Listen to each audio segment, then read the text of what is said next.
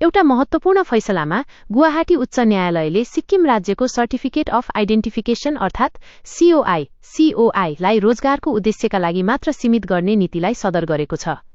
साथै धारा 371F अन्तर्गतको संवैधानिक प्रावधान र संरक्षणलाई उद्धृत गर्दै यसलाई तेस्रो पुस्ताका लाभार्थीहरूमा विस्तार गर्न अस्वीकार गर्ने राज्यको निर्णयलाई पनि न्यायालयले सही ठहराएको छ। यससँगै सिक्किम उच्च न्यायालयको अघिल्लो फैसलालाई खारेज गरिएको छ, जसमा यस्ता प्रतिबन्धहरूलाई असंवैधानिक घोषित गरिएको थियो। मुख्य न्यायाधीश आशुतोष कुमार र न्यायाधीश अरुणदेव चौधरी सम्मिलित खण्डपीठले 8 गते साउन 2026 मा यो फैसला सुनाएको हो।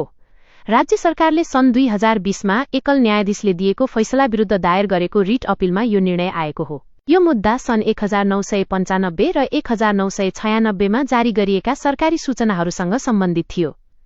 ती सूचनाहरूले 31 गते चैत 1969 भन्दा अघि सिक्किम सरकारमा सेवा गरेका व्यक्तिहरूका सन्तान वा जीवनसाथीलाई COI प्रदान गर्ने व्यवस्था गरेको थियो।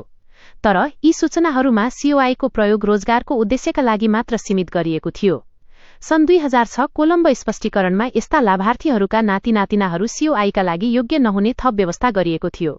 यसअघि सिक्किम उच्च न्यायालयका एकल न्यायाधीशले यी प्रावधानहरूलाई मनमानी र संविधानको धारा 14, 16 र 21 कोलम्बो उल्लङ्घन भएको भन्दै खारेज गरेका थिए। तर खण्डपीठले यसमा असहमति जनाउँदै राज्यको यो नीति सिक्किमको अद्वितीय ऐतिहासिक र संवैधानिक ढाँचामा आधारित रहेको र विशेष गरी विलय अघिका कानून र प्रशासनिक संरचनाहरूको संरक्षण गर्ने धारा 371F अन्तर्गत रहेको स्पष्ट पारेको छ।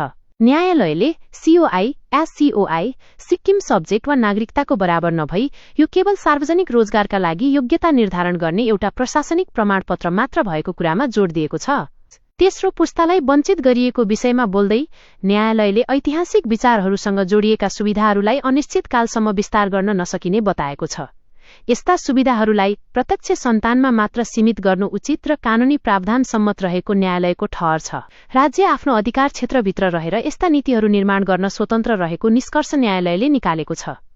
यस फैसलासँगै COI सम्बन्धी राज्यको लामो समयदेखिको नीतिलाई पुनः पुष्टि गरिएको छ, जसले सिक्किमको विशेष संवैधानिक स्थितिको ढाँचाभित्र रोजगार योग्यतालाई नियमन गर्ने राज्यको अधिकारलाई थप बलियो बनाएको छ।